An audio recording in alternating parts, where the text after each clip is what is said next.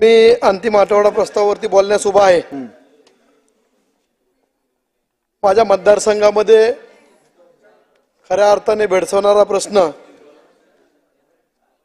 सर्व सदस्यांनी वेगवेगळ्या पद्धतीवरती भाषण केलेली आहेत। मी अर्थसंकल्पावरती काय बोलणार नाही, जे आहे ते अर्थसंकल्प चांगल्या प्रकारे मांडलेला आहे। परंतु 26 जानेवारी 2024 रोजी शासनाने मराठा समाजाच्या बाबतीत सगळे सोयऱ्याबाबत अधिसूचना जारी केली, परंतु पाठीमागील कालावधीपासून अजून कुठल्याही प्रकारे त्याच्यावरची तोडगा निघत नसल्यामुळे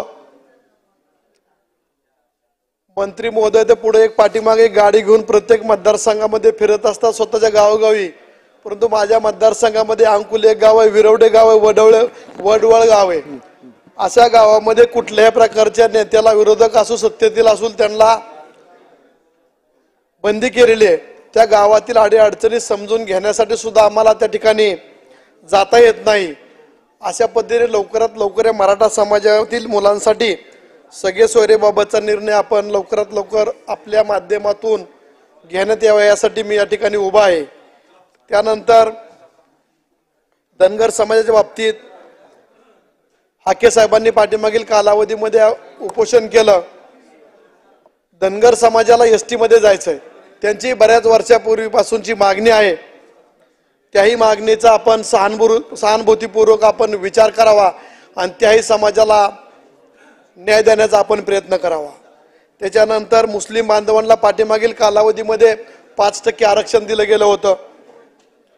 त्याही मुलांना वाटतं आपण शिक्षण घ्यावं, नोकरी करावी, उद्योजक बनावं, परंतु आर्थिक परिस्थिती नसल्या कारणाने लहान वयामध्येच कुठंतरी कोंबड्याचं गाडा टाकणे, अंड्याची गाडा टाकणे किंवा इतर किरकोळ गोष्टी करण्यासाठी मग्न असतात।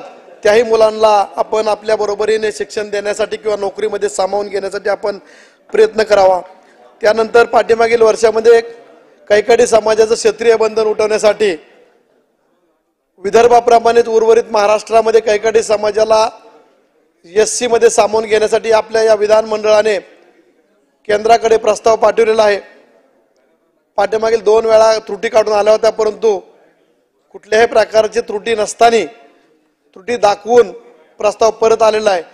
शासनामार्फत एक समिती नेमून किंवा एक प्रतिनिधी नेमून त्यांनी सेंट्रलमध्ये सामाजिक न्याय विभागाशी आणि गृह विभागाशी संपर्क साधण्यासाठी आपण आम्हालाही मदत करावी अशा पद्धतीची मी मागणी करतो।